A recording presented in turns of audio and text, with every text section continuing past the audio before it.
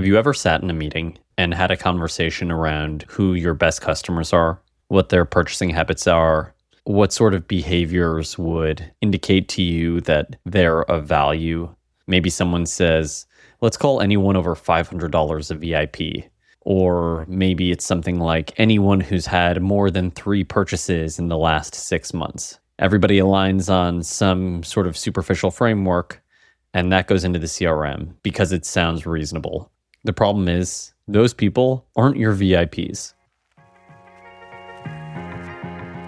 Hi, I'm Alex Orley, and this is Hard Margins, your weekly e-commerce brief brought to you by RetentionX.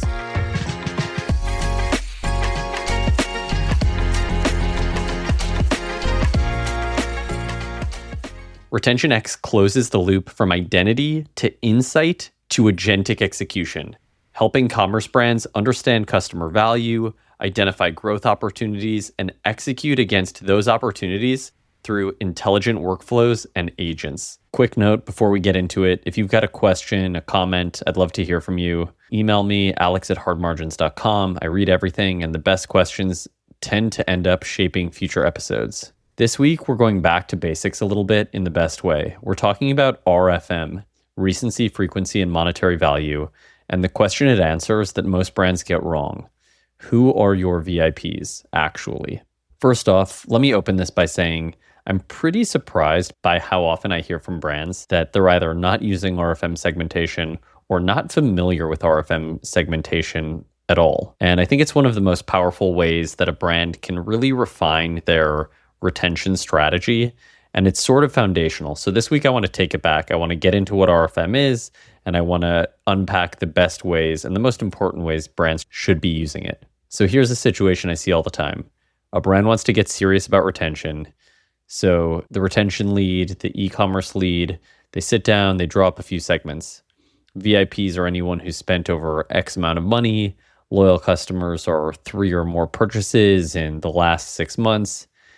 An at-risk customer is no order in 90 days. Maybe on paper that makes sense. But if you open up the actual customer file, those numbers likely are not going to hold up. That's because $500 might not be VIP in the context of this brand, or more importantly, this customer file. It might just be the top third. Maybe most of your good customers buy 5 or 6 times, so 3 orders is barely above average. And maybe a customer with only 2 orders is incredibly valuable because their average order value and their margin are high. The thresholds sound reasonable, but they describe almost no one. In this scenario, the team defined what a good customer was before they looked at how the customer base actually behaves. That's exactly the gap that RFM closes. Okay, so RFM 101. Let's keep this simple. RFM stands for 3 things. Recency, how recently did the customer purchase?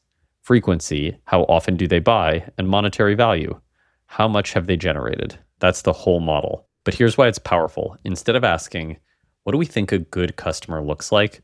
RFM asks a better question. Who is good relative to everyone else in our file? The segments don't come from a guess. They get discovered ranked against your own reality. Now, why 3 signals instead of 1? Because each one catches something the others miss. Recency keeps you honest. A customer who spent a lot 2 years ago does not have the same value to your business as a customer who bought last week. Recency tells you whether the relationship is still alive. Frequency shows habit, so a customer who keeps coming back is proving that your brand has become part of their routine, and that's a different kind of asset than one big purchase, however good that large purchase looked on a given day. And lastly, monetary value adds economic weight. So some customers buy often but small, others buy less often but with real margin. Monetary value is what separates activity from impact. So putting these 3 things together, and you've turned a flat customer list into a behavioral map. Okay, so now that you've created your RFM segmentation, or I should say, now that you have your RFM segmentation via a tool like RetentionX, there's one discipline that keeps this from spiraling. Every segment should map to a single decision: protect, upgrade, nudge, reactivate, etc. If a segment doesn't have an attached action, it probably doesn't need to exist. 6 segments your team actually uses every week beat 30 that nobody trusts. So once you've built this map, don't leave it sitting inside your email platform. The same segments should be running the rest of your business. On the paid side, exclude your worst segments so you stop paying to retarget people who never pay you back. And build your lookalikes off your genuinely best customers, not everyone who once spent a lot. Your supporting team can prioritize high-value, high-recency customers when they reach out. Your promo logic can stop discounting the people who were going to buy anyway, and your merchandising can point the next best offer at wherever each segment actually tends to go next. That's the difference between RFM as a tag sitting in your CRM and RFM as a map the whole business runs on. And it works on the acquisition side too. Once you know what your best customers really look like, what they bought first, which channel brought them in, you know a lot more about where to go find more of them. Now, before I set you off into the world, there's 2 guardrails that you should be mindful of. First, cadence. Make sure you're refreshing on the right clock. So your strategic view can be monthly, but recency moves quickly, and someone can slide from a high potential to an at-risk segment in weeks, if not days. So the rule here is your strategy should be monthly, but your activation should be ongoing, continuous. Refresh the segments weekly or even daily where it matters so you can catch the move while you can still act on it. If you're using Retention X, these dynamic segments will update in real time. Second, RFM should really be treated in certain instances as a starting point.